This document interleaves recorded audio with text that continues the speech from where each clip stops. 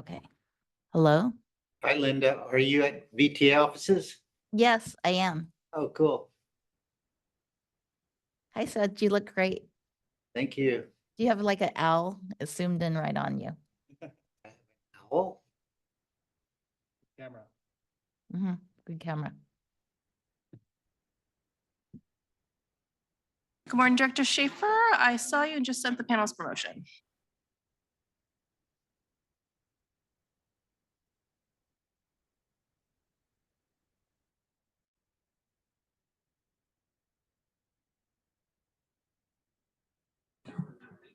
If there are any other directors participating at an agendized teleconference location, if you could please raise your hand on the attendee side, I'll promote you.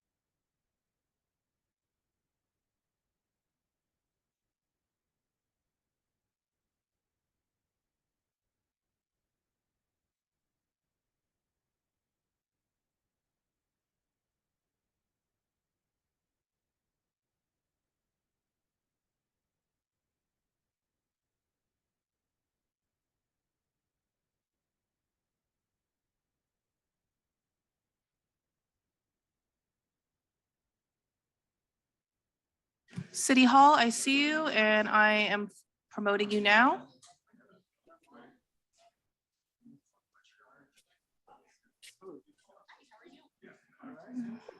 Okay.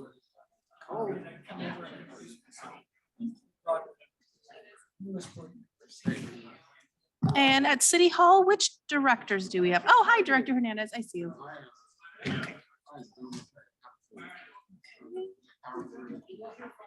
And then City of Dixon, I'm going to go ahead and promote you.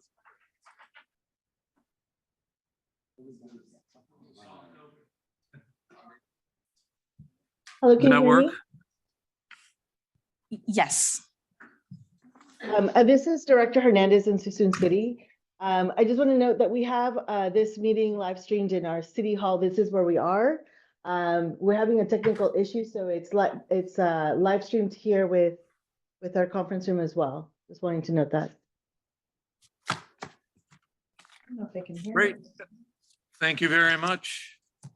Good morning, everyone. Welcome to the board meeting of the Capitol Quarter Joint Powers Authority Board of Directors. Please note today's meeting is an in-person meeting in the San Francisco Bay Area Rapid Transit Boardroom, 2150 Webster Street, first floor of Oakland, with an option for participation via teleconference. Please note that board members participating via teleconference are all doing so in locations posted 72 hours in advance of the meeting that are open and available for public participation. You can download the agenda and presentation materials at www.capitolquarter.org/ccjpa-board/. All speakers, including CCJPA board and staff, are requested to announce their name as they begin to speak.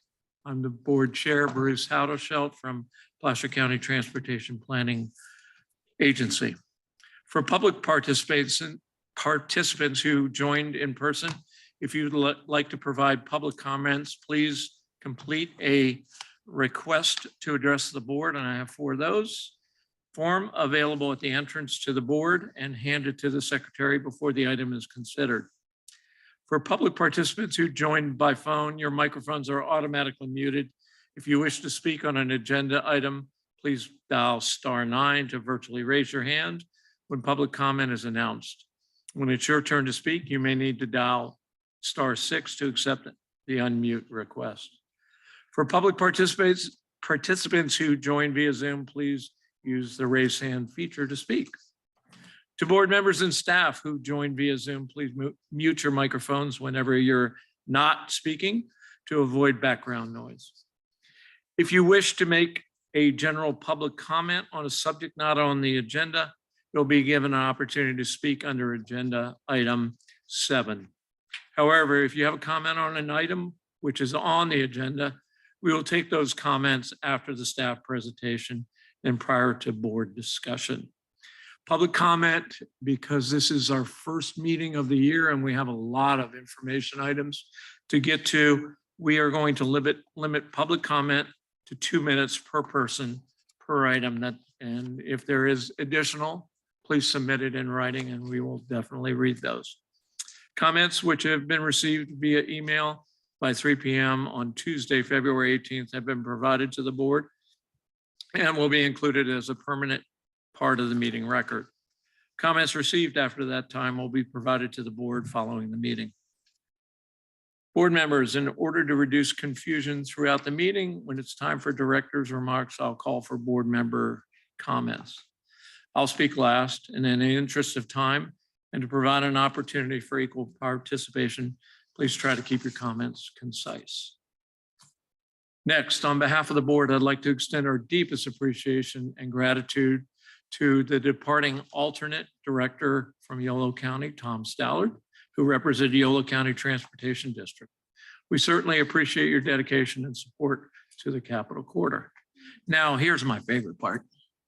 With that, please join me in welcoming the newest members to the CCJPA board. Director Mark Foley. Is Mark here? Yes. Yes, Mark Foley. Welcome to the CCJPA board representing BART. Director Edwin Wright, representing BART. Director Matthew Wren, representing BART. Director Ken Broadway and my carpool buddy today, representing Placer County Transportation Planning Agency. Director Linda Sell, representing Santa Clara Valley Transportation.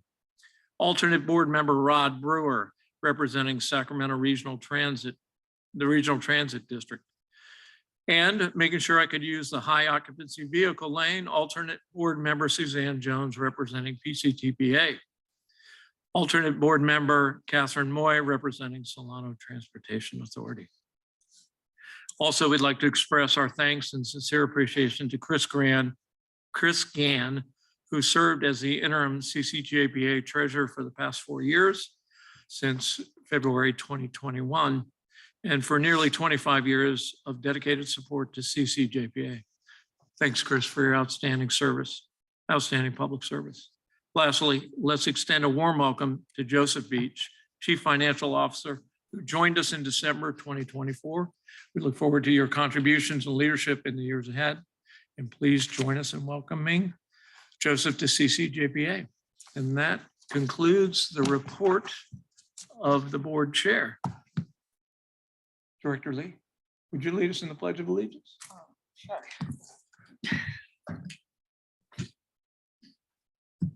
Allegiance to the flag of the United States of America and to the republic for which it stands, one nation, under God, indivisible, with liberty and justice for all. Chair Howdeshelt, Yes, or excuse me, if I may I take the roll call? yes, please do that. Thank you so much. Chair Howdeshelt, Here. Vice Chair Melissa Hernandez, Director Byrd, Director Broadway, Director Chapman, Director Foley, Director Freericks, Director Alma Hernandez, Here. Director Jane, Here. Director Lee, Director Maple, Director Wren, Here.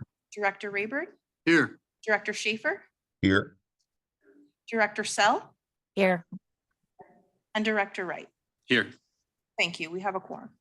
Great, and I see my enthusiasm got ahead of me. So we've already done report of the chair. Next up is our consent calendar. All Mr. items. Chair, I move approval. All right. Who is that voice down there? Our Yours past truly. chair, Rayburn, moves approval. Do we have a second? All right. Do we need a roll call vote for this? Okay, Yes, Chair Howdeshelt, yes. Vice Chair Melissa Hernandez, Director Byrd, Director Broadway, Yes. Director Chapman, Director Foley, Director Freericks, Director Alma Hernandez, Aye. Director Jane, Yes.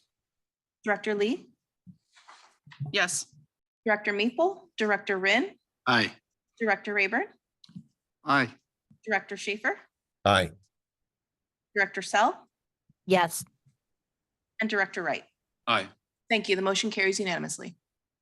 Thank you, everyone. Now we'll move to the action and discussion items. And first up is the Capital Corridor Service Operations Update. All right, thank you. Thank you. Rob Paget, Managing Director for Capital Corridor, and a welcome to all of our new board members today. Today's agenda includes 3 core items that are related to Capital Corridor service. The first is service, the second is equipment, and the third is fares. We're calling this a little bit of Capital Corridor 101 to bring all of you on board, and excited to have you. All of these items are information items and are described in the annual business plan that we will be bringing back to the board for approval in April. What you're going to hear today is about how we are ensuring that we are on solid financial footing and that we return to the quality of service and level of ridership that we saw pre-pandemic. For this first item, I'll turn it over to Leo Sanchez, who will talk about our plan to increase service levels in a few months. Leo. Thank you, Rob, and good morning to members of the board. I'm Leo Sanchez, the Deputy Managing Director of Capital Corridor. Today, I will be providing a brief update of our current and future service levels. CCJPA staff has been working with key stakeholders with Amtrak and Union Pacific, to name a few, to restore service and improve the existing schedule. As a reminder, and for those of you that are new to our board, equipment constraints have been the last remaining challenge for full service restoration. The new Siemens single level venture cars that are being deployed on the San Joaquin service are what will free up equipment like bi-level coaches specifically that will be redeployed on Capital Corridor and the Pacific Surfliner services. Seen on this chart is the current service level on the left side. We're currently running 24 weekday trains and 22 weekend trains. One of those round trips covers the full length of the service from Auburn to San Jose. On our planned service restoration, we explored fully restoring service as shown on the chart on the right. Maximum service is currently defined as 30 weekday trains and 22 weekend trains. With 14 of those trains between Oakland and San Jose. Using the existing 8 train sets or consists, if we were working to explore full service restoration, but this proved to not be possible due to reliability constraints and tight equipment turns. Based on our analysis, that we performed, we determined that the best course was to have service restoration to be done in 2 phases. The first that will happen in the springtime will actually get us up to 28 weekday trains, just 1 round trip shy of the full service. And the second phase will allow us more time for equipment to be available.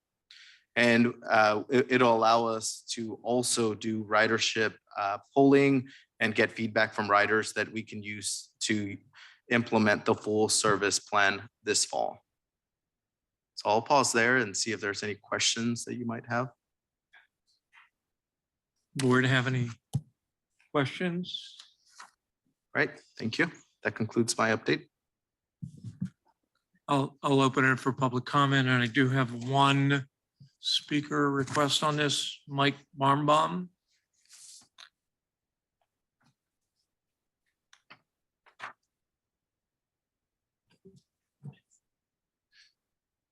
Good morning, Chair Haldeshelt, members of the board. Thank you. Michael Barnbaum, live in the city of Sacramento, county of Sacramento, and alum of Sacramento State. I had the opportunity to participate in the workshop with host manager of service planning, Jim Allison, and was able to get notes and papers on what Leo was just highlighting about the spring increase and then the full schedule for the fall increase.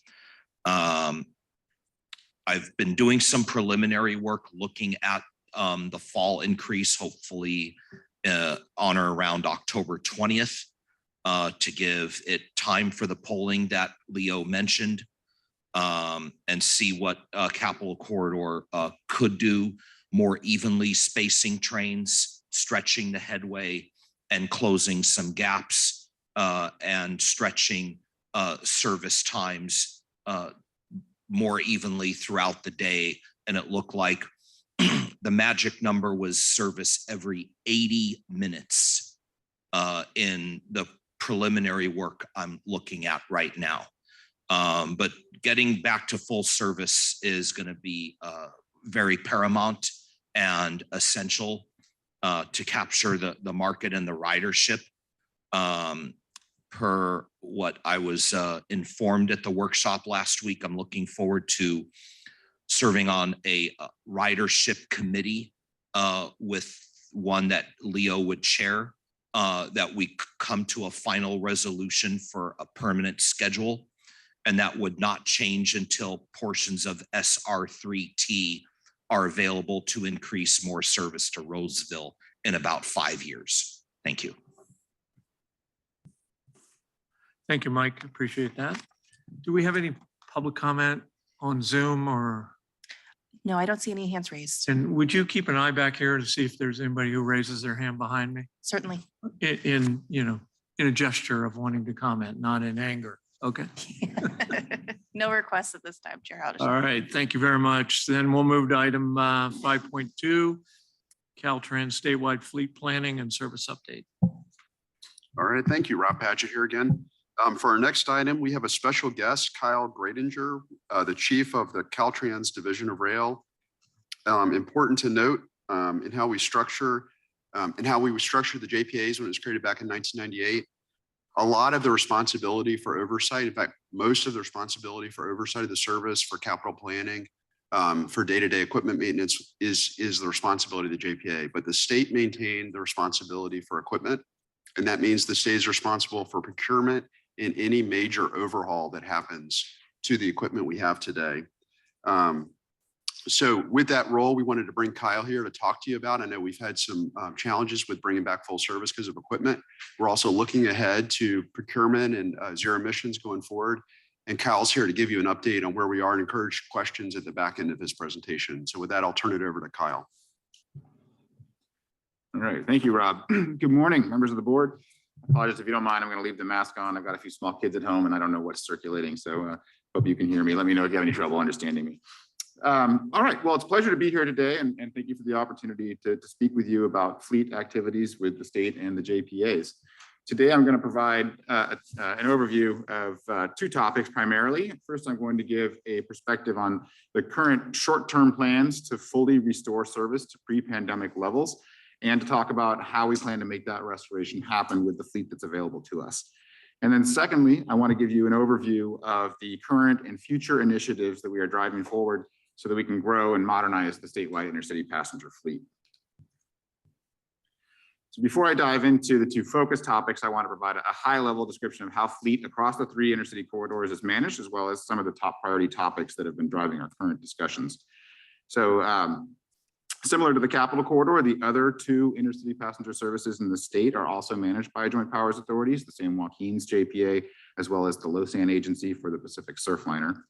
And as owner of the majority of the fleet, Caltrans plays a strategic coordination role, working closely with the JPAs to manage and continuously improve the service for our passengers and the quality of our equipment. Some of the top priority topics that we focus on include service planning, as Rob and Leo just described. What does the service offering look like for the passengers? Fleet management, how do we manage our fleet from a holistic perspective to ensure that the agencies can deliver the service plan by redeploying vehicles, for example, from the northern part of the state to the southern part of the state, balancing demands and balancing operating needs, as well as running overhaul programs on that equipment. We also work on fleet procurement. So how can we grow our fleet with new equipment? Platform train interface is another topic that we've been working on with the JPAs and other passenger and commuter agencies around California and elsewhere in the continental US and Canada. And that's looking at how can we improve the boarding experience and eventually provide unassisted independent level boarding for all travelers. That's going to be a decades-long effort, but it's something that we're really trying to tackle head on. And then finally, the zero emission transition. In line with state goals and regulations, and hopefully once again, federal goals, we are working to figure out how can we continue to ensure that rail is the most environmentally friendly mode of transportation and continue to build out the advantage that it has today already. So over the past few weeks and months, the Fleet Planning Working Group, which is comprised of my team, my office chief for railroad equipment, along with participants, including Leo from the CCJPA and the 2 other JPAs. The Fleet Planning Working Group has developed a near-term service restoration plan. As was mentioned earlier, our goal this year is to support the 3 JPAs in returning to pre-pandemic service levels. At the beginning of the pandemic, we returned several cars to Amtrak when ridership fell down to 5 or 10% of pre-pandemic ridership in those early months and the first year or two. We couldn't afford to continue leasing and paying maintenance costs for some of that equipment. So the size of the fleet shrank in the beginning of March 2020. So we're working now on how do we get back to that service level with the fleet that we have and the fleet that we are going to have. And so this restoration plan shown on the screen here is our solution to get there this year. It will increase the number of train consists in the state. So a consist being essentially the locomotive and the number of cars behind it. We want to increase the number of train consists in the state fleet by a total of 4 consists across all 3 of the corridors. On the Pacific Surfliner, the plan is to add a 9th consist by March of this year and a 10th consist in October. This is also in alignment with a recently awarded Federal Railroad Administration Restoration and Enhancement Grant that the LOSAN agency won to help offset the costs of returning to their pre-pandemic services. So that is one of the rare occasions where federal operating support will be used to support California state-supported intercity passenger rail corridors. The Capital Corridor will go back to pre-pandemic service in 2 steps this year by implementing an optimized schedule that Leo described earlier, allowing for higher service with the same amount of consists in April, and then with an additional consist coming into play in the fall.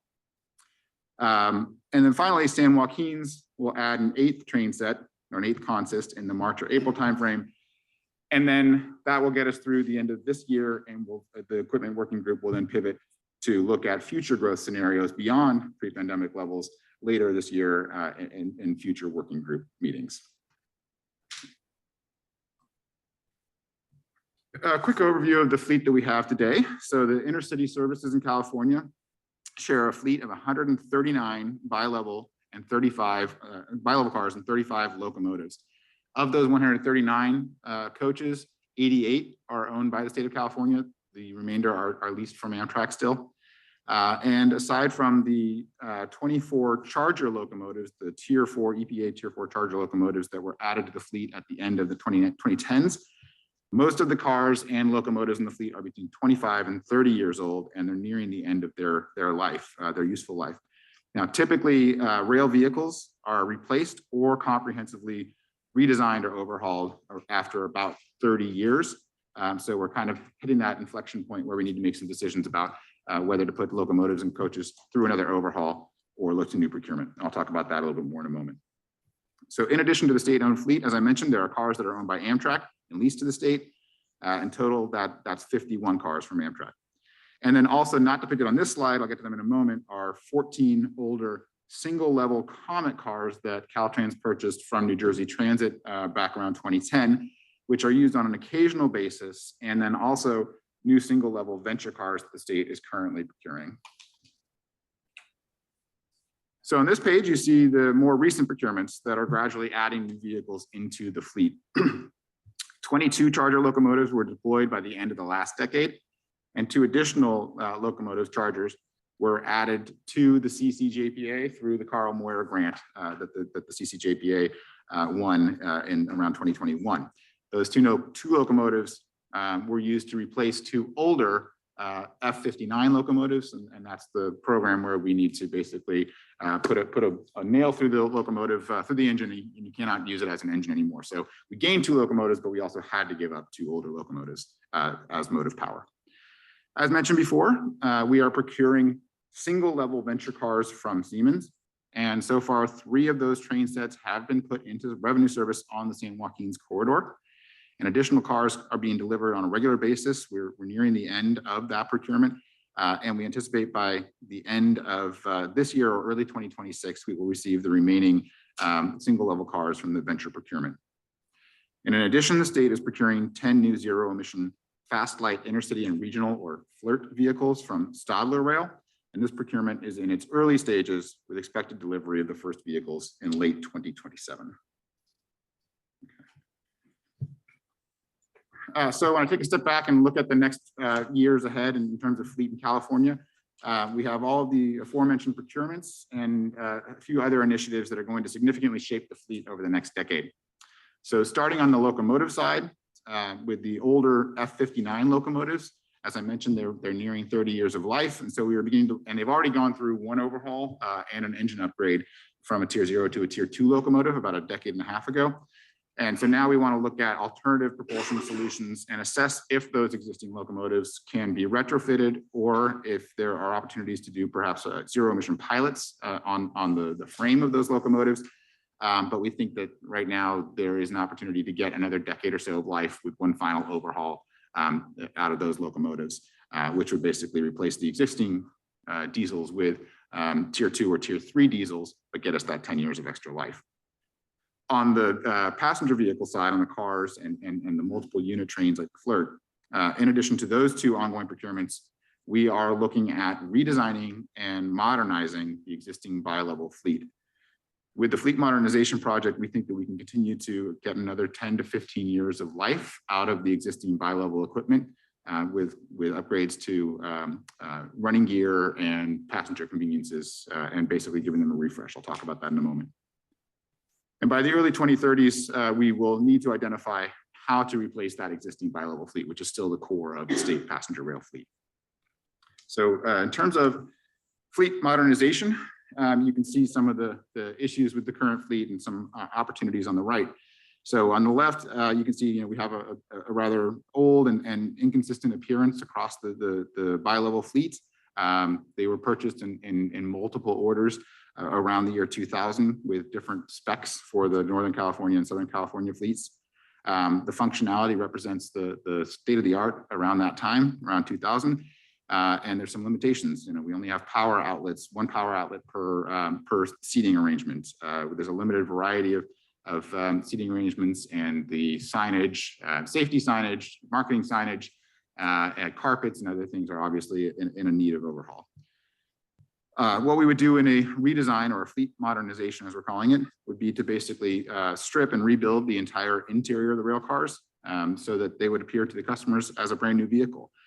You can see some conceptual renderings on the right. This was from some work that we did with the JPAs back in 2019. So those are just some concepts, but we're looking now to actualize, to turn this into an overhaul procurement. So this redesign would develop and implement new seating, lighting, and material concepts.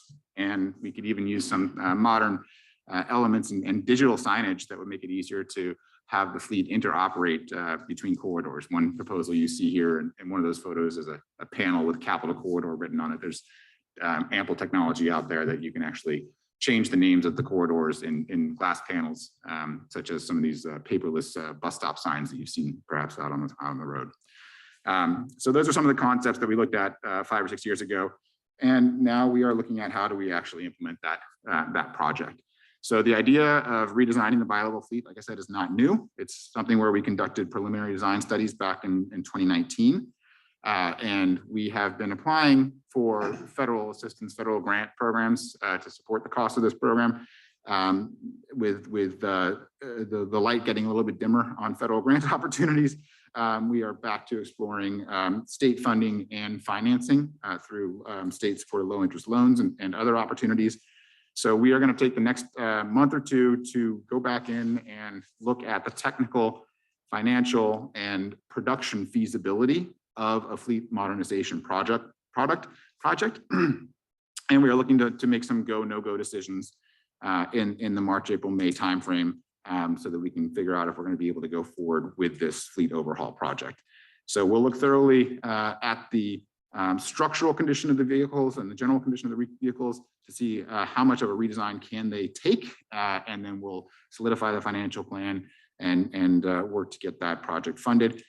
And the preliminary results are looking optimistic, but hopefully we'll be able to make an announcement on a kickoff of the project sometime in the middle of this calendar year. I appreciate your time and interest in the subject, and happy to take any questions you may have. Thank you. Board have any questions, for Mr. Croninger? Yeah, We do have public comment. okay. Well, we have one written public comment. Do we just want to acknowledge that? It came in before the meeting? Oh, yes, but we actually do have a person in the audience as well. Yes, I'd like to and I have Jeffrey Beeman. Yes, yes. And Mr. Beeman has a handout that Sandra is distributing.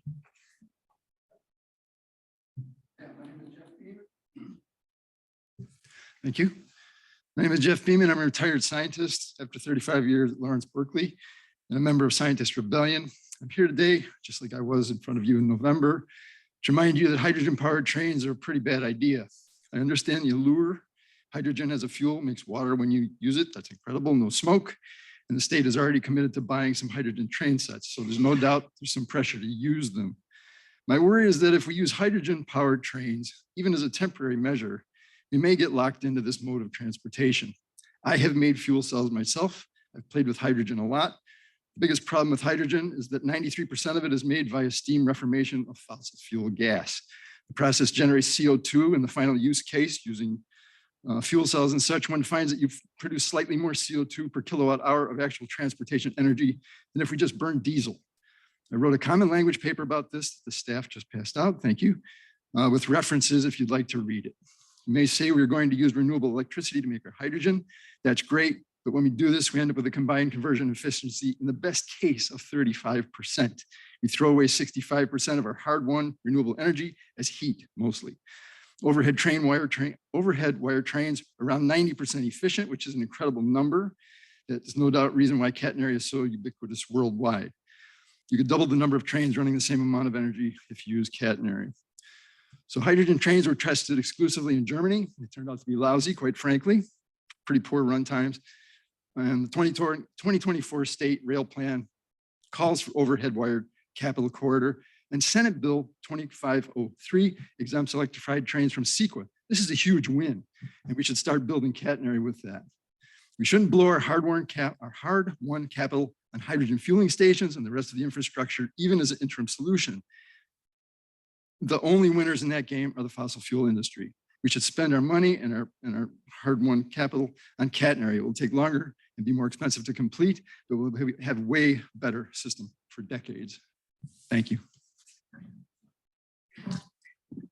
Yes, Warren, would you like to speak on this item as well?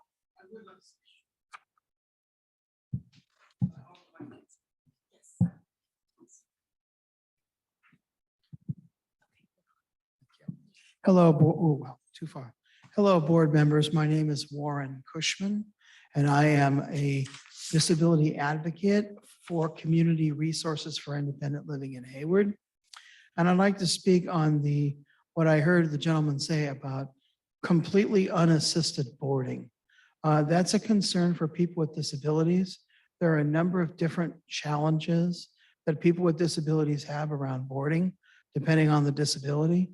And I think that as we look at that concept of completely unassisted boarding, there's going to need to be a lot of outreach, community engagement, connecting with people with disabilities to understand challenges that folks may face with that concept. It's a very disturbing concept for some. So I just wanted to raise that. Thank you.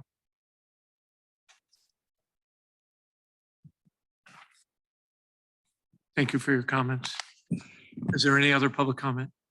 Yes, Chair Haudashelt, we do have two hands on Zoom, and we did receive a written public comment from Dominic Bendinelli regarding hydrogen flirts and the hydrogen being certified green H2. So we'll go to Zoom, seeing no other in-person public comment.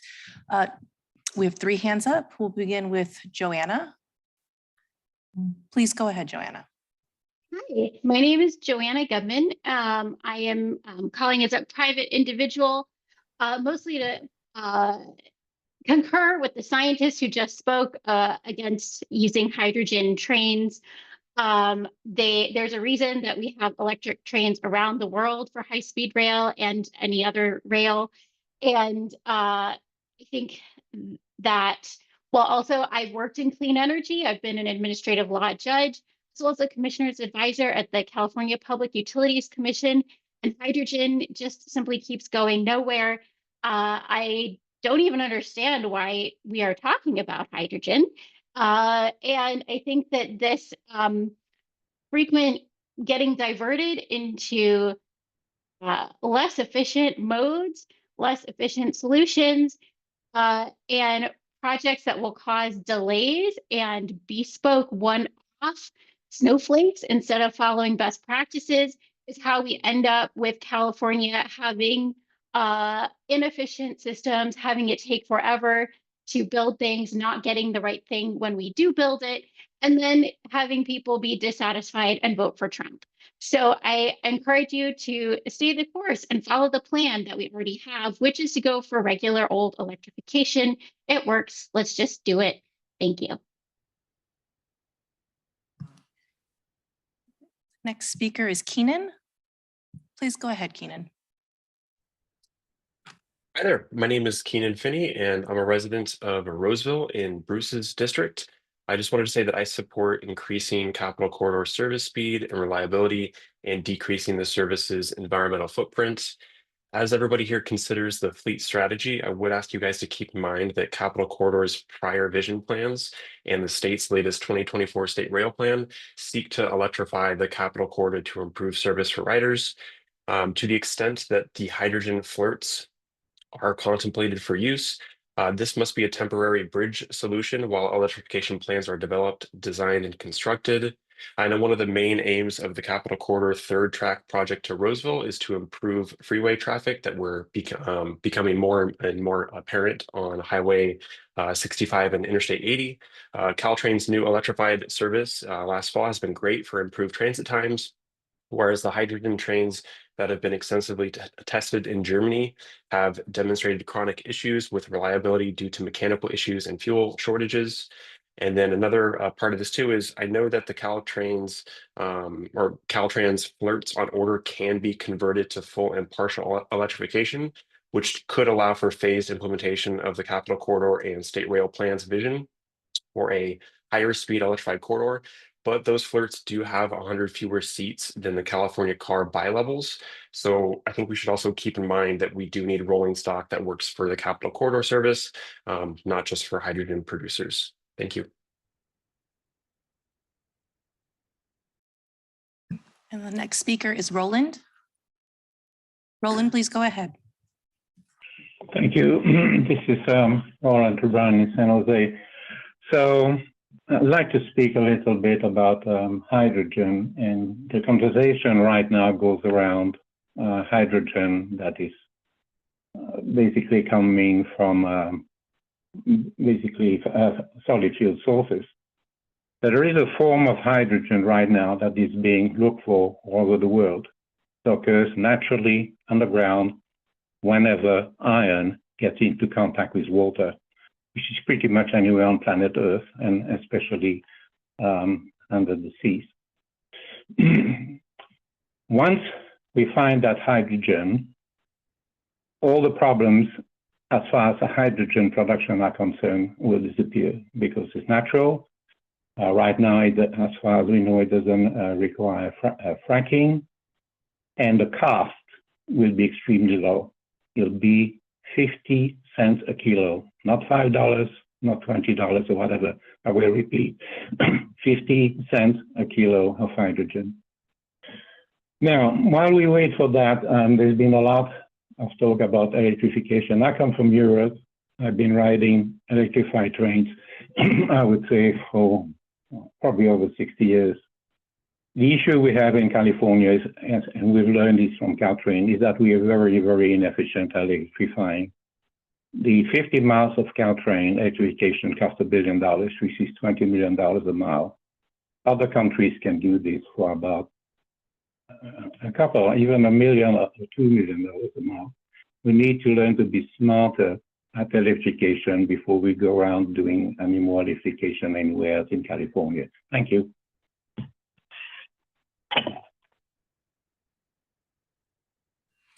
I don't see any additional requests to speak from the public. Chair Hochschild.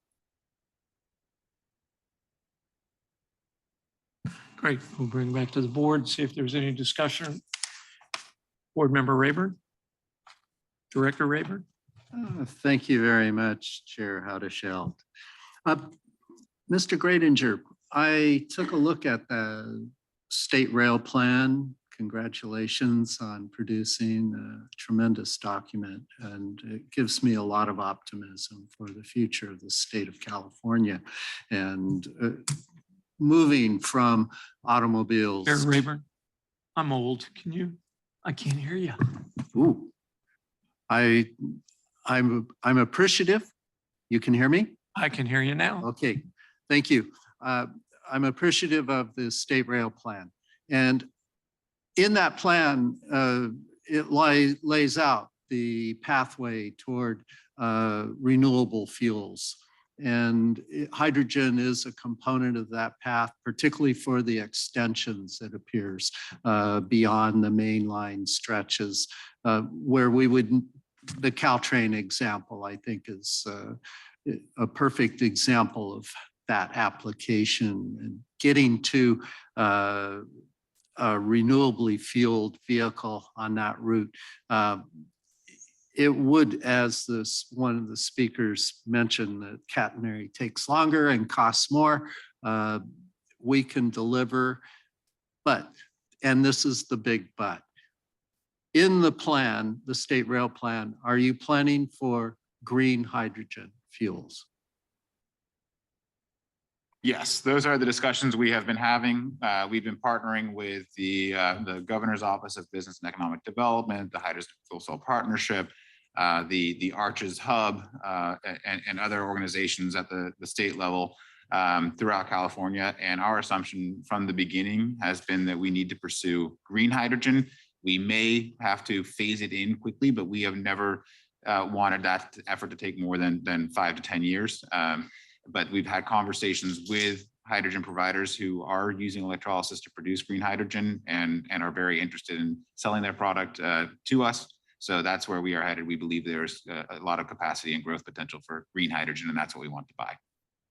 Thank you. And my hopes are buoyed by seeing large freight engines powered by hydrogen in the reality now, as well as ports are planning on a transition toward hydrogen fueling and their operations. So I think there's a natural symbiosis between rail and ports, and that provides an opportunity for where to refuel and maintain our equipment.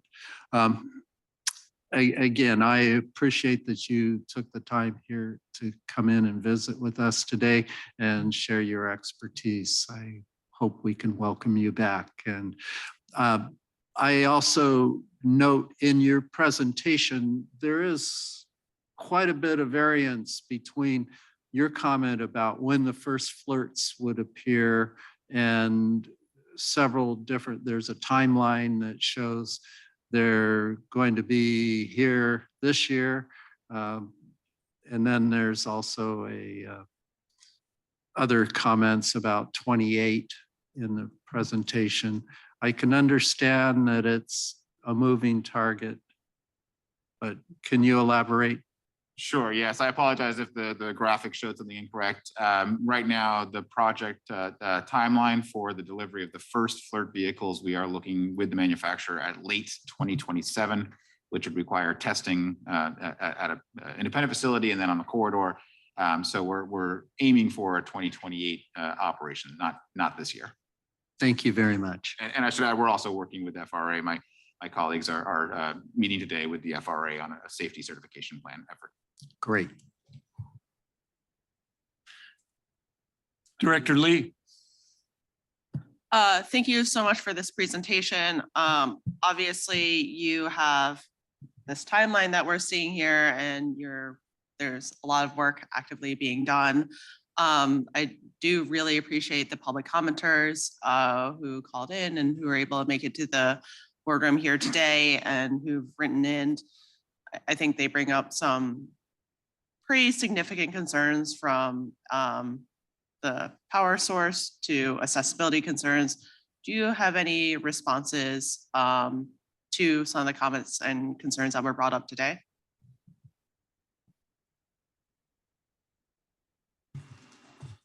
There were a lot of concerns brought up today. I don't want to go into any specific details, but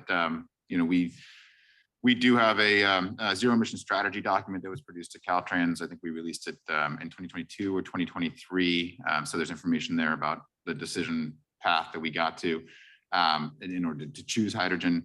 It was a couple of the commenters mentioned that some see it as a bridge technology. The way that we see either hydrogen or battery electric trains is electrification is the gold standard worldwide. There are significant obstacles to electrification. I won't get into those right now, but we truly appreciate what Caltrain has done. It has planted the flag in California for electrified railroad operations. The high-speed rail efforts in the state, whether the High-Speed Rail Authority or Brightline West, will be electrified because physics demands that. And we hope to support and see electrification grow throughout California. But because of the obstacles that are present today, we are also trying to do what we can to implement zero emission rail vehicles within the decade or even within the next 5 years. And they will have the ability to, we can convert them to overhead electrification if the electrification can be constructed. So this is it's not a dead end solution that we're working on here. It's getting to zero emissions quickly, and then also with the ability to adapt if we can get the overhead electrification network built. And can you respond to the concerns brought up by the commenter from the Independent Resource Living Center about unassisted boarding? That would be wonderful. I'd like to engage with the commenter. We've been working with different disability rights advocacy organizations over the past few years as we've introduced the venture car fleet and as we're working on now lower level boarding equipment. The venture car fleets have a 4-foot high floor, and it's a tremendous product for mobility, people with mobility devices. Once you're on board, we're really working hard to make it easier to get on board. And that comment was really wonderful to recognize that it's never a one size fits all solution. And there are different needs across the spectrum. We really just have been working on how do we make that flush level boarding, but I would like to engage with the advocate and hear more about the other needs that we're not thinking about, or if we are thinking about them, have a conversation about that. Yeah, I'll just say I'm particularly sensitive to those concerns. I had participated in the new train car design just as like a public participant for both the BART, the Fleet of the Future that we have, and the new electrified Caltrain train cars. And a lot of these same issues came up, and there are a whole different world of use cases and a world of different disabilities. And it is hard to have an accessible system work for everyone, but you got to get it right. So I'm just sensitive to these concerns and would just encourage you to continue that outreach and engagement. Thank you. Thank you. Appreciate that. Right. Any other directors' comments? We do have. Yes, Chair Howdeshell, Director Schaefer would like to speak. Okay, go ahead, Director Schaefer. Thank you, Chair. I just want to back up Director Lee's comments. I think we really need, as a board, to be look at this what is being implemented as far as accessibility to folks that are transit dependent, specifically. And I think at least I can support her discussion that we'd certainly like to hear more than once you have feedback with the advocate there. We certainly like to hear what the process is there. Thank you, Director Schaefer. Any other directors have comments? No, no other directors have their hands All raised. right, then we will move to item 5.3, fair study update. And thanks to Kyle for coming out today. Appreciate it and look forward to having him back again. And I apologize, as you can hear, I'm struggling with a cold today. So for this next item, I'm gonna be joined here by Jim Allison, who's our manager of planning. And we've talked to you over the last 6 months about our efforts to explore fair policy. If you can go to the next slide, please. We have not had a comprehensive assessment of our fair policy in at least 10 years. We've tended to take a very incremental approach. And obviously the world changed underneath us in the last 5 years. And so we thought it was time to really take a look and hire some outside expertise to come in and explore what we're doing and look for opportunities. And we've heard a lot of feedback over the years from our customers. And we do think there's some really interesting stuff here. If you look at the purpose of this study, like all agencies that provide transportation services, we have a lot of different goals. We want to grow ridership, but we also want to make sure that we're financially in a solid place. That's super important for us to do. We want to respond to these changing travel markets. And then we want to promote equity. And I think what you'll hear from Jim, he's going to go through the details today. We got some really interesting feedback from our consultant, and we have some specific strategies going forward. We also, as I should say here, we want to make sure we look ahead to our Tap to Ride program and opportunities for us to grow that program overall as we keep moving forward with that. So with that, I'm going to turn it over to Jim Allison, who you all know is our manager of planning at Capital Corridor. Hello, Jim Allison, manager of planning. And I'm going to go through this slide, which will be a setup slide for the things that we'll see in the slides to follow, and are some of the interesting things that we had learned, some insights that we had. So the first 2 bullet points, the single ride fares in FY24 are now 74% of revenue. In FY19, that was only at 66% of revenue. So that is the change that Rob mentioned. We have less consistent multi-ride travelers at those discounts and more single rides as a percentage of the pie that's coming along. The other key fact is the third bullet point, that 77% of the revenue that we collect comes from trips over 50 miles. Our average trip length is roughly 67, 68 miles. So this more or less makes sense, but it also points out an opportunity that we've been working in a different direction on. And we'll get into that with the very last bullet point, which is there are no station pairs under 20 miles that account for more than 1% of the ridership or revenue. So those are our short distance trips. So you'll see in the next slides, and I'll move to the next slide now. This gives some insight versus what we're seeing with today's fares and what we could see in the future and some of the insights that were provided to us. The real opportunity was to go after short distance travel. I was here when we actively, if you will, price discouraged the short trips because we had train occupancy levels, and we had ridership that was growing as we increased service over time. But that's vastly changed right now. So what the consultants identified is that by protecting most of our revenue, the 77% of the revenue, we could work to lower the shorter distance trips. And there's a couple of examples here of what the single fare is and the 10 ride fares are in different short distance examples. So you can read there the San Jose to Santa Clara, which is a very rarely used trip, but the current is $850. We proposed to lower that to $5, and then the 10 ride would have a similar situation. A more popular short distance trip even today is the Sacramento to Davis trip. It is currently $9. It would lower to $6 on the single ride, and then on their 10 ride fare, it would essentially be $4 per trip if you use all 10 rides. Another example of I'll call it a medium distance trip is a Martinez to Oakland Jack London fare. It is currently $14, and on that sliding scale, it would go down to $13.50, and with the 10 ride doing something similar. So you can see the differences on these graphs. These are just trend line graphs, but showing how we duck the current line on the short distance side, and then on the medium to longer distance, we would raise the fares by 3% to keep up with, or try to keep up with inflation, because we have not raised fares since 2019. So we have not had the inflationary reaction yet, but we would propose we do need to keep pace with the multi-ride fares. We're going to hold the single ride fares to where they are. Next slide. This is looking at the proposed fares. And again, you'll see these different curves that we have for the different fare products that are offered through Amtrak. And then finally, the Tap to Ride price or Tap to Ride program that we control that program. So you can see that we again aim to protect most of the revenue, not take a big risk in making this change.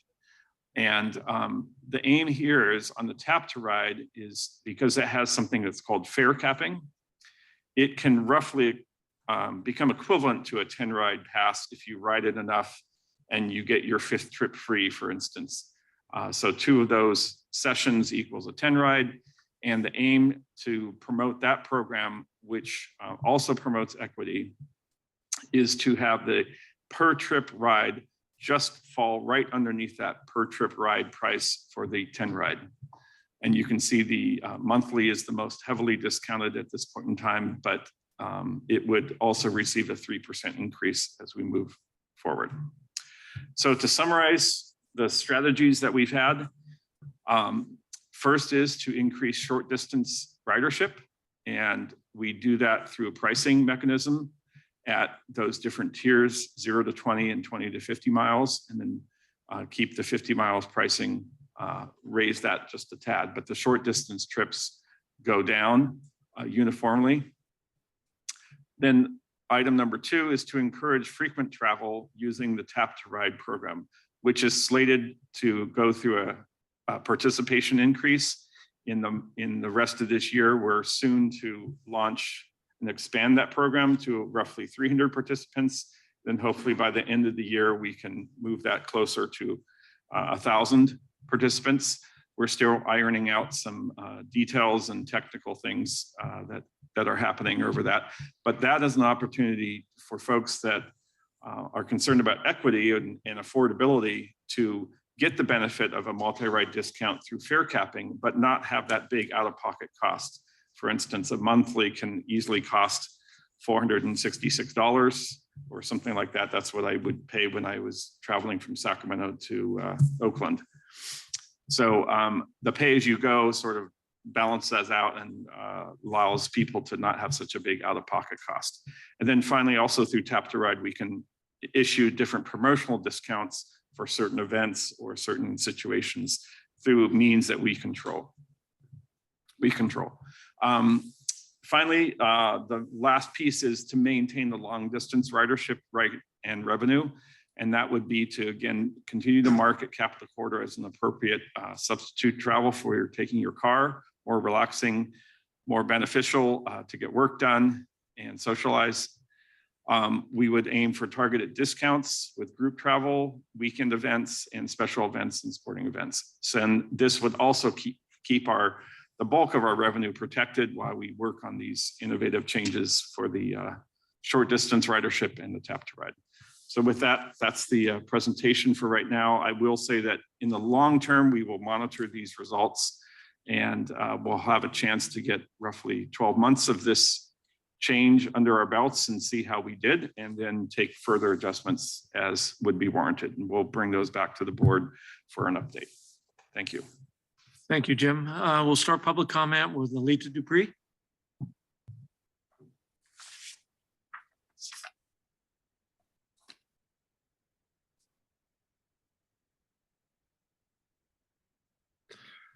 Thank you, Chair Howard-Schultz and members. Alita Dupree, for the record, she and her with Team Folds. Good presentation. I'm encouraged about the program, but I I want to see it go fully public.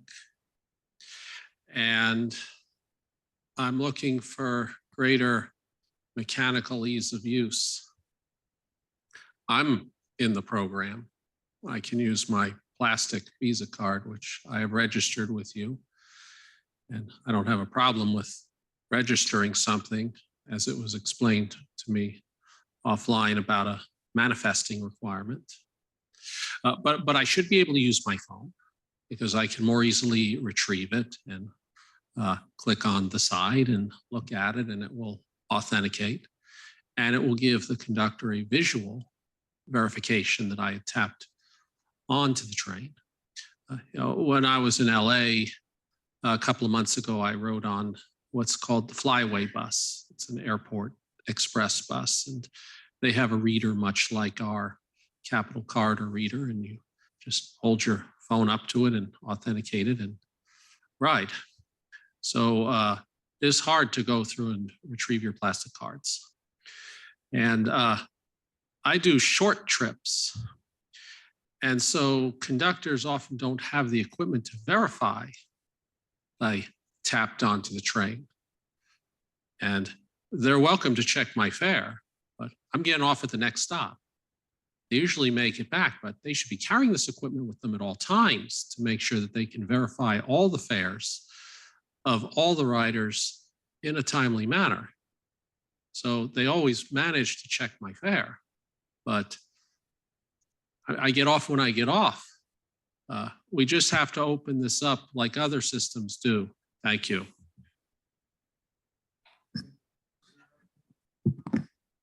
I don't see any additional requests in person or online, Chair Haddishell.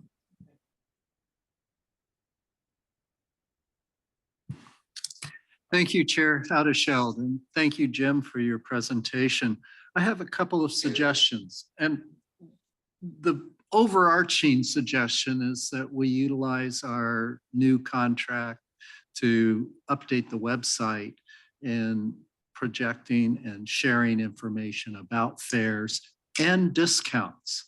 Discounts, everybody in the world understands what half price is, what 50% off is. It's a way to educate, yet it's always been ambiguous at Amtrak when we offer a 10-ride pass or a monthly pass, and the assumptions behind those are not transparent. And I would like us to be able to say, well, that $29 fare between Oakland and Sacramento becomes, you know, it's, I calculated just using today's fares, it would be about a 65% discount for the 10 ride, and or the 10 ride would be 65% of the $29, and the monthly, I don't know what the assumption is behind the monthly. Is it 40 trips? It is. I'm getting a nod of agreement.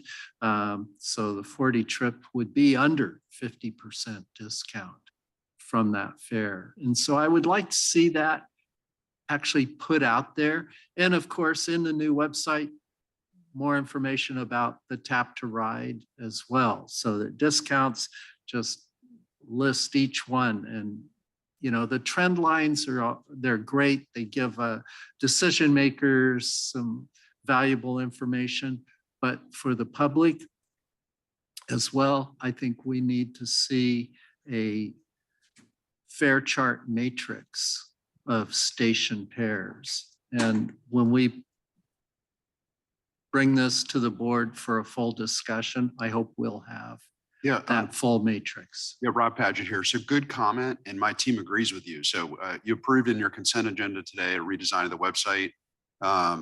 We do not explicitly share our fares in a way that's very accessible to customers today. Part of our strategy, and we're gonna add service, we're gonna tackle some good fare issues, and then we're gonna improve the way that we communicate with our customers in a much more transparent way about fares. So we concur, and we appreciate your feedback on that comment. Thank you very much. That's all. All right. Thank you, Director Rayburn. Director Freebricks. Yeah, thanks, Mr. Chair. I just want to also really appreciate Director Rayburn's comments about that specific issue around, and I think, and Director or the Managing Director Paget, just the sort of discussion around additional transparency as it relates to fares, I think is very important. That's one of the sort of more frequent questions I'm consistently asked and have been over the last number of years that I've served on this board around sort of how our fares set and things of that nature. So I really appreciate that. Also really appreciate the sort of paying attention to the short sort of short distance city pairs issue. I mean, that Sacramento to Davis and vice versa, I think is a perfect example. It's just kind of when people are making the decision, like too much for folks to sort of just naturally take that as alternative currently. And so I think proposed is we'll see a real, it'll be interesting to see how that, when it rolls out. But I think that there's a real opportunity to sort of make up some changes here in terms of some of these different pairings. It would be interesting to see actually a little bit more detail if possible in terms of some of the other, I know there's a focus on some of the shorter pairs or shorter distance pairs. I understand that. Be very interested to see some of the other sort of what the breakdowns are across the system, right? Of Sacramento to Berkeley as an example, or Jack London, things of that nature, just for comparison purposes. I mean, I'm especially that nearly 80% of the revenue comes from those longer trips, obviously, but just would really love to know where the real sort of bulk of revenue is coming from which pairings. So appreciate that very much. Thank you. Director Hernandez.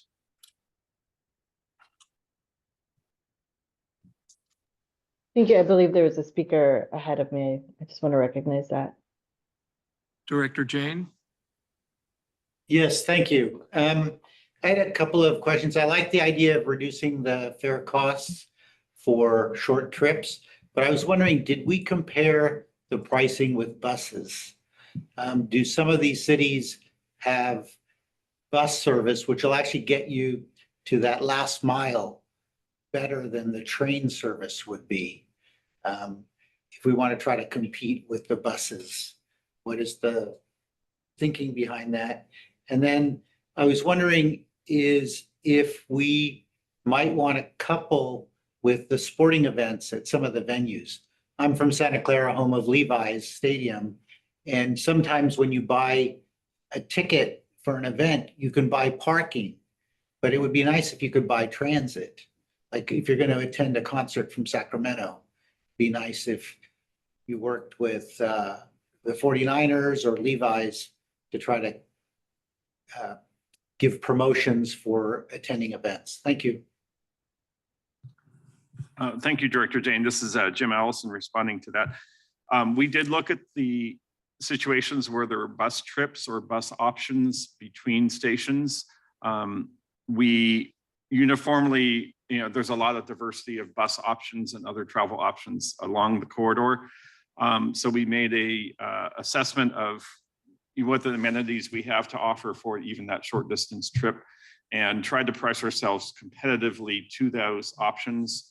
There are light rail and bus options or streetcar options. BART even is an option in some of the OD pairs that we would be able to look at. So we picked a pricing that sort of reflects the additional comfort of the train, the Wi-Fi, and the chance to grab a quick cookie or something at the cafe car. In terms of the partnerships available, I think we're very excited about the tap to ride option, and that's where the sort of banking and billing infrastructure that relationships that we have could be coupled with events like this in the future. It's a little difficult to do that right now through the Amtrak pricing mechanisms, but we will work with Amtrak if they're in fact developing any programs like that. But that's a great suggestion, and I know Priscilla, our marketing manager, has been looking at that as an opportunity ahead. Thank you. Thank Director Hernandez. Thank you, Director Jane. Director Hernandez. Thank you. And I kind of want to expand a little bit more about that partnership opportunities. My wonder is with the Tap to Ride program, do we ever see a scenario where we could test pilot something like employer programs or even partnering with some of the universities that are by the corridor where a lot of the times people are like big employers are trying to get their workforce there more easily and just want to provide that incentive for people to commute. My wonder is if there's an opportunity to create programs where the employer is kind of also sharing kind of the cost, but the employee this is what card they get and they can just tap to ride and it's coded in some way. I'm not really sure on the technology piece, but there's an opportunity here that I see. I don't know how to bridge it over, where by partnering with large employers or with universities, that might be an opportunity for us to also draw people into commuting by train and having the tap to ride being able to be the most easiest way to get them the rate that their employer or university has been able to partner with us on. So that's a question. Yeah, thank you. Jim Allison, Manager of Planning, responding again. That is something that Tap to Ride is actually a part of the whole California Integrated Travel Project that we are the fiscal sponsor for. So the state of California is working at scale with some of these benefit providers, the pre-tax transit benefit providers, to deliver at scale programs that would work much in the same way you're talking about, where a contactless card could be issued to the employee that also becomes a train customer, and then they would use that card as credit, till it was depleted for the month or the period of time that they're looking for. So that's the basis of the program is there. It's just doing that is more easily done at scale, and the state of California is taking that on through CalITP. And we hope to be a beneficiary of that. So we're monitoring how that's progressing. And we're going to be able to turn on some other discounts like seniors or veterans and other things that are also being done at the CalITP level statewide, so we can, just plug in that module, if you will. But the state does have to work with all those issuers of those employee pre-tax benefits to work on that. So there's still some details to work through. But you're in the right Great. direction. All right, good to hear. Thank you. Thank you, Director Hernandez. I don't see any other hands for you. Excuse me, I believe Director Sell would like to speak as well. Director Sell. Hi.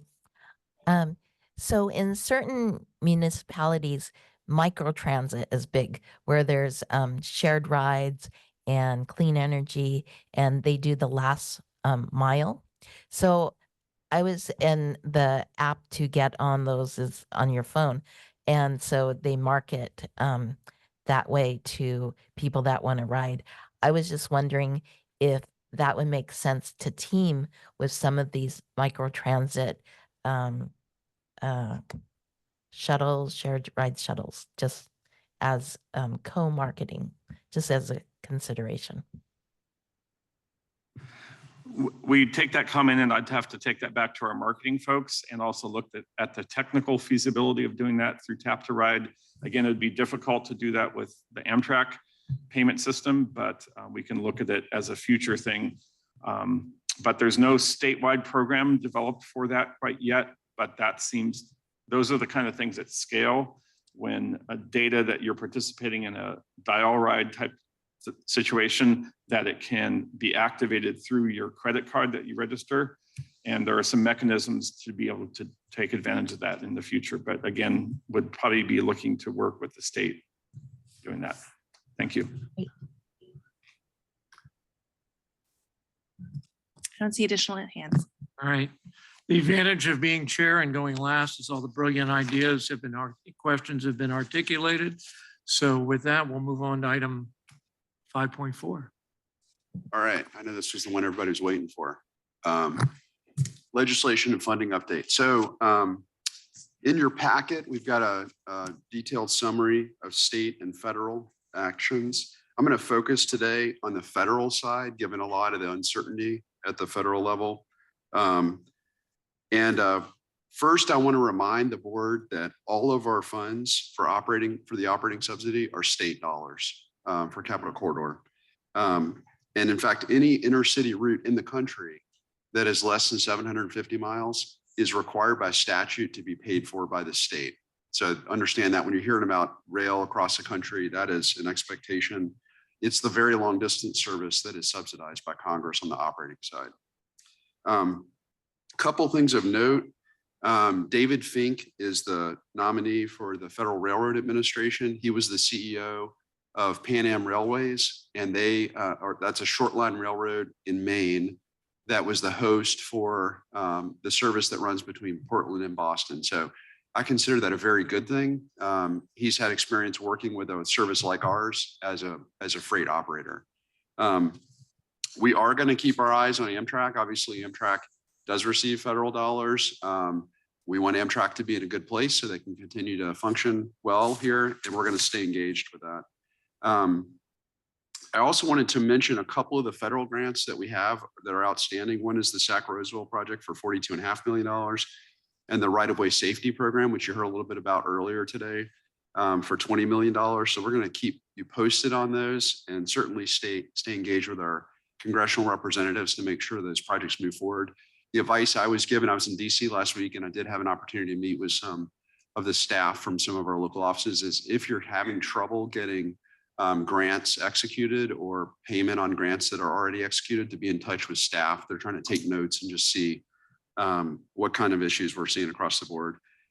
Also to mention that we and my team are active in a lot of national organizations. I'm on the executive committee for the 35-member States for Passenger Rail Coalition, which is services like ours that are operating intercity rail service. I was also named to the Passenger Rail Advisory Committee, which is a part of Surface Transportation Board. We were in town last week in DC for our second meeting, really great meeting. We're trying to figure out a lot of these challenges we have operating jointly with freight railroads, working with Amtrak, all sorts of challenges. We want to make sure we deal with those, come up with good ideas for STB to potentially change moving forward to expand passenger rail. Anyway, so I will keep you posted on federal stuff as we move forward. Obviously, things are changing quickly. We want to stay engaged and understand what's going on. If anything comes up that's urgent, we will keep you informed with an email out to all of the board members. And with that, I'm going to pause and see if there are any questions that I can answer. I don't have any public comment on this. I don't believe we have any. Oh, actually, spoke too soon. We do have a hand on Zoom for public comment. Okay, we'll go to Roland. Please go ahead, Roland. Thank you. So what I'd like to talk a little bit about is potential partnerships that are going to give us the kind of outcomes we're looking for. And you're going to think I'm going really far afield. But if you look at the project that's going on in Central Clark County right now, with the VTA, which is about to start doing some serious excavation for a 5-mile tunnel, then the question is, what do they do with the tunnel spoils, otherwise known as muck? I believe Director Jane is very familiar with the subject matter. And at that point in time, you're going to realize there's going to be a lot more traffic that's going to have to take place between potentially Santa Clara, the Santa Clara station, and El Viso. And then, if you start thinking laterally, you have an opportunity there to work with the VTA, work with Union Pacific, work with the state, and potentially start double tracking some sections of track. At the very minimum, there's going to be a siding in El Viso to unload the muck. And then, if you think forward and design these new sections of tracks to be part of double tracking between Diridan and El Viso, I'm not going to talk about the bay length, I don't want to go there. Potentially, we're going to be able to have a lot more capacity going through there right now. And that includes both ACE and Capitol Corridor. So please think about this moving forward. Thank you. I don't see any additional requests to speak. Right. If that's the end of public comment, any of the directors then? I don't see any hands up. All right, we'll move to the next item. All right. This is the last in the series of our Capital Corridor 101 briefings today. We're going to provide you today with an overview of the capital program. As you may know, we often focus on a single project during this part of our agenda. Today, we wanted to come to you with more of an overview of what we're doing. And remember that for intercity rail, our dollars are almost entirely discretionary dollars. So that means at both the state level and the federal level, we have to apply for funding for projects. We receive about $6 million a year in strategic regional assistance, strategic rail assistance dollars, but otherwise everything else we apply for. So despite that, we are going to come to you today and talk about how we're getting organized and trying to think about our plan going forward on capital projects to get organized, despite the fact that we have more of a discretionary program. So for that, we're welcoming Camille Tsao today, who's one of our planners on team. And with that, I'm going to turn it over to Camille. Morning, Mr. Chair and directors. Camille Tsao, Capital Corridor Manager of Special Projects. I'm going to be giving the overview of the capital program today. First, just with start with the definition of capital projects. Capital projects involve construction of new facilities or the renovation of existing facilities, which can include tracks, structures, communications, and signals. They require identification of specific funding sources and are generally characterized by higher initial costs and extended timelines, including environmental clearance. The purpose of capital projects are to support a long-term service vision. So Capital Corridor did develop a vision plan, and as well as, you've heard about the state's rail plan, which also has a vision for the statewide rail network. Our capital project should support those service visions, and we follow that with a capital improvement plan, which we are in the process of developing. Just a reminder that CCJPA does not own right-of-way, stations, equipment, or facilities. So our job is to coordinate with the owners of these facilities, such as the host railroads, Caltrans/CalSTA, local jurisdictions, and other rail and transit operators that share those facilities. So a little background on funding and implementation. As Rob mentioned, most of the funding that we get is discretionary. We get most of our funding from the state, primarily all our funding from the state. We do have to apply for federal funding more recently to backfill some of the needs on our capital side. And overall, funding opportunities for intercity passenger rail have been improving, as you can see from this timeline. Over the last decade, we have a really different funding landscape than before. So unlike the federal highway program, which includes a lot of formula funding, passenger rail funding is largely discretionary, except for the state rail assistance program. And this formula funding is not enough for our capital needs, which is why we do rely on discretionary funding.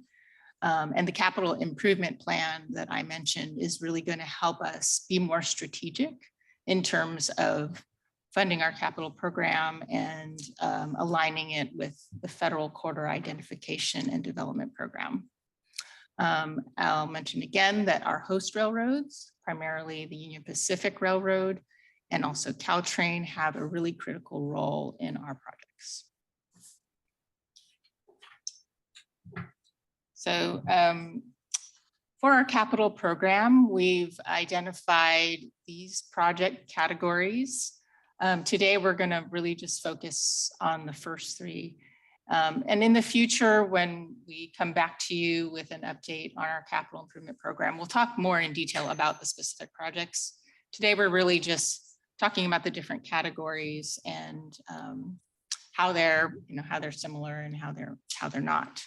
So you'll see we have reliability improvements, Those include state of good repair projects, siting, signal and communication system upgrades. We have safety enhancement projects, which include fencing, the grade crossing program, and station improvements.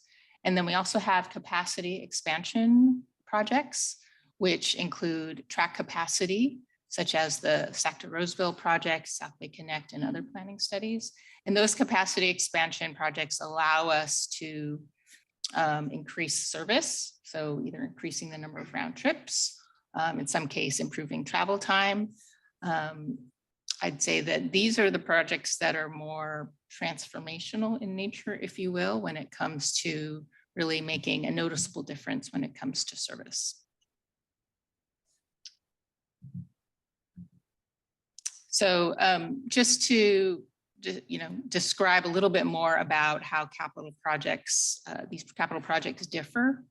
So on the bottom here, these are just conceptual, but on the bottom, you see these shorter near-term projects, which are the reliability and safety projects. They tend to not take as much time to implement or to approve and fund. So we can do more of those over time, but we still need to space them out based on funding availability and approvals. Whereas the longer term projects shown at the top of this graph, those are the capacity expansion service projects that, again, really make more of a transformational difference, if you will. And those take a lot longer. They take a lot more funding. And these projects are ones, in the coming years are going to be in the federal corridor identification and development program, which is being run by the Federal Railroad Administration. So once we develop our capital improvement plan a little more, you're going to see how we look at these different projects, how we space them out, how we prioritize them, how we plan to apply for funding for each of them, because it would just be very challenging to try and do it all at once. It's impossible. So we're going to have to sequence them according to what makes sense from a service implementation point of view, and also from working with our stakeholders and funding opportunities. So just finally, we have identified capital projects that we're going to be putting into the plan. We are developing a methodology for figuring out how to prioritize those projects and how to sequence them. Again, these will be informed by the vision in our vision plan and in the state rail plan. And this information is going to provide inputs into the Corridor ID program that we are a part of. So with that, happy to take any questions you might have. In April, I don't have any public comments on this. Do you have? I didn't receive any speaker cards, but there is a hand on Zoom. Okay, we'll take that. Okay, we'll go to Roland. Roland, please go ahead. Hi, thank you. And I want to apologize because the comments I made on the prior item clearly belong to this item under the category of using existing funding and an existing project to increase track capacity between Santa Clara and El Viso. And I hope that makes sense. Thank you.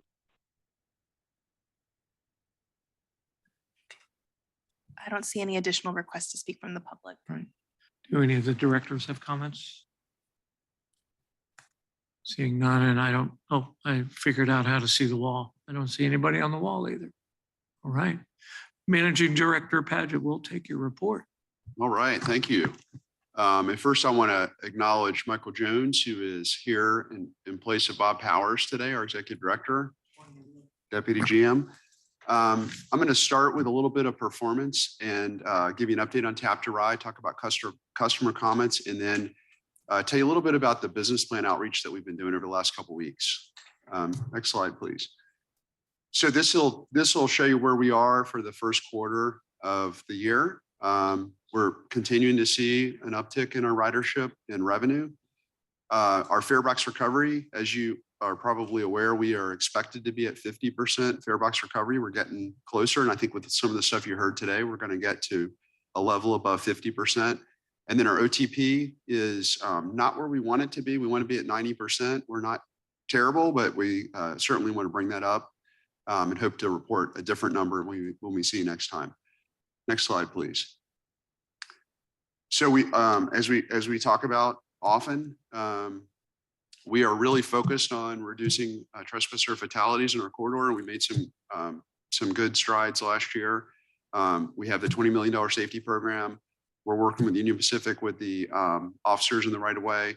Lots of great help from the local partners. I want to take an opportunity to thank the city of Oakland for their efforts this past week to clear out some encampments at the Oakland Coliseum location. That helps. That all helps safety, and we're going to continue to stay focused on this topic as we move forward. Next slide, please. So this will be something that we'll present to you. As you heard earlier with Jim's presentation, we're going to continue to expand the eligibility and registrations for Tap to Ride program. And we'll come back to you and show you these slides as we move forward and how we're moving up in the use of this Tap to Ride program. Obviously, it offers a ton of opportunities that the current ticketing system with Amtrak does not. Partnerships, specials for certain trains, all sorts of things that we're going to be able to do with Tap to Ride. So we're real excited about this, but we'll keep you posted on the general trends we're seeing with the use of that system. Next slide, please. Customer comments. So what we strive for here is neutral. We love neutral because neutral says that you come to us and you ask questions and you give feedback. We'll take positive too, but we want to avoid negative. We watch these comments, and this is really just to let you know that we have a lot of mechanisms to get feedback from customers. On our website is the easiest, but we also watch social media and we track all these things. And we do use this. We have a lot of eyes on the ground through our customers, and it helps us know when there are issues that we do not know about, so we can work with Amtrak and resolve those issues. So in general, good news here on this slide. Next slide, please. So the annual business plan, a lot of you may have heard or seen some of our postings on the business plan over the last couple of weeks. My team was out meeting with customers on the train. So we have returned to the on the train public engagement efforts. And we also held a couple of virtual workshops. We got about 75, 80 people roughly at those. Some of these though are great extended conversations. So we have people come and meet with my team, talk to them for a while about ideas. And as we've said before, some of the best ideas come from our customers. And we want to just publicly thank everybody who took the time to come meet with our team and give us your feedback. And we'll be coming back to you at our next meeting to approve it. And just a reminder, we need 2/3 vote. So get all your colds and flu out of the way. And please be here in April. If we can go to the next slide, please. I want to, we're a small team. We're a small and nimble team, as you know, and we appreciate every single person that joins our team. In the spirit of that, I want to welcome Natalie Go to our team. She's going to be on the finance in the finance group and help us work through all the dollars that we're getting and appreciate her and welcome her to the team.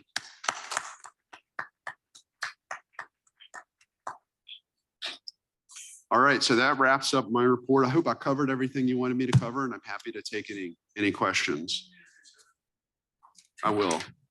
So do I get them all the names right? So you're gonna. So, oh, okay. So Gina Zellen is our general counsel. Thank you for this because we have new members here today. So we have an administrative services agreement with BART, between the BART board and the CCJPA board. And one of the things that we get through that is support in areas like legal. So Gina serves as our legal counsel.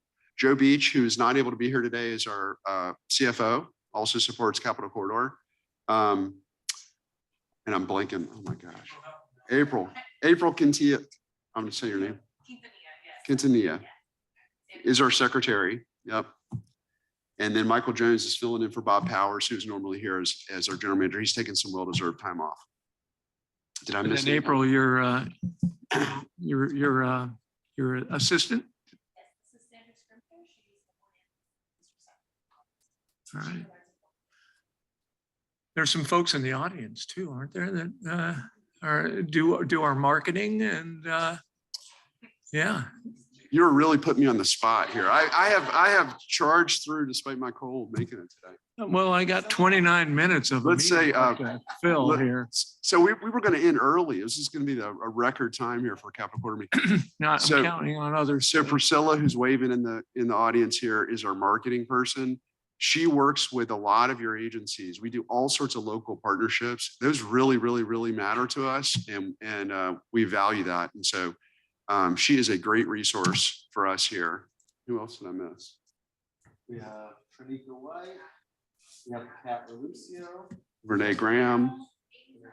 Kate Gosselin, Sabrina Duenas. So our engineers, our marketing reps, our planners, our finance people are all here making sure that they're taking good notes today.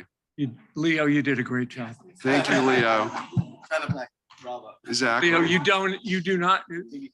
Yeah, of course. And Mimi was and going to help Leo- me with the parking. in And the Leo back. is the guy to call if you actually need a question answered. And, So, and Leo does not have a head cold, so nice job, Director Pad, you. Managing Director Paget with. the Anyways, head I'll cold. take any other questions on the managing director's report. Just a quick question to see if you have an update regarding Link 21, and maybe this is a question for DGM Jones. Just when you're gonna bring Link 21 and that stage gate process back. Good morning, everyone. Good morning, Director Lee. Appreciate the question. Bob and I are strategizing that. It obviously will be a dual presentation. We'll provide with the CCJPA as well as BART, but we're strategizing what the right time. It will be obviously, within the next quarter and a half, I would think. Sounds good. Thank you.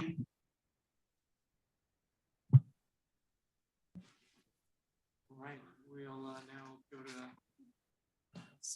We need public comment on this. Thank you. I don't see any requests in person or online. And I don't have any paper. Yes, and I don't see any directors either. Great, thank you very much. All right, we'll now go to agenda item 6, and that's board director reports. Director Rayburn. Thank you, Chair Haudashelt. The NBA All-Star activities at the Oakland Arena last weekend succeeded beyond imagination, thanks to partnerships between Capitol Corridor, Union Pacific Railroad, and the City of Oakland. Rob Paget and Leo Sanchez deserve a special call out for coordinating with the UP Railroad, Oakland's interim mayor, Kevin Jenkins, to abate illegal activities, shelters, vehicles, and dumping at the Coliseum Amtrak. As a result, Capitol Corridor passengers and train crews are safer. Trespassing is reduced, and BART riders attending the events felt welcomed as they walked over the pedestrian crossing. Thank you. Thank you, Director Rayburn. Any other directors? See any hands on the wall? So we'll move to item 7, public comments. We'll start with Warren Cushman.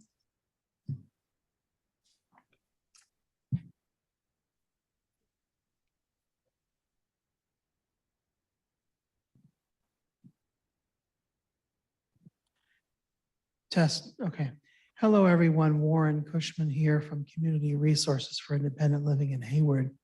A couple of months ago, I learned through actually Supervisor Elisa Marquez's office, who is the supervisor in the Hayward area, that the GPA is planning on looking at the possibility of essentially eliminating the Hayward Amtrak station. That decision, if it is going to move forward, and apparently it sounds like it will have serious implications for people with disabilities and seniors. I use that Hayward Amtrak station, and through a partnership with the City of Hayward's HOP program, that station is the most accessible and usable for me. It would be a serious imposition for myself, as well as my colleagues at work and my consumers at my agency, to go elsewhere, either to Fremont or to Oakland. So this is a serious concern.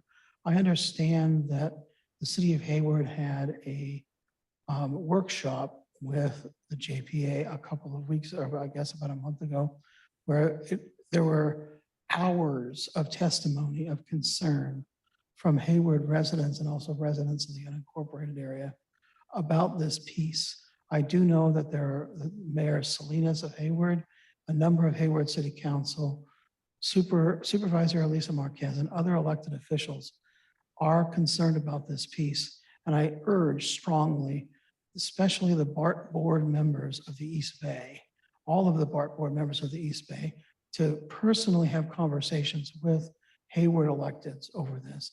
There are serious issues here, and Hayward feels passed over. Hayward feels neglected, and this is going to be a serious matter in the near future. Thank you. Thank you. Next, we have Alita Dupree.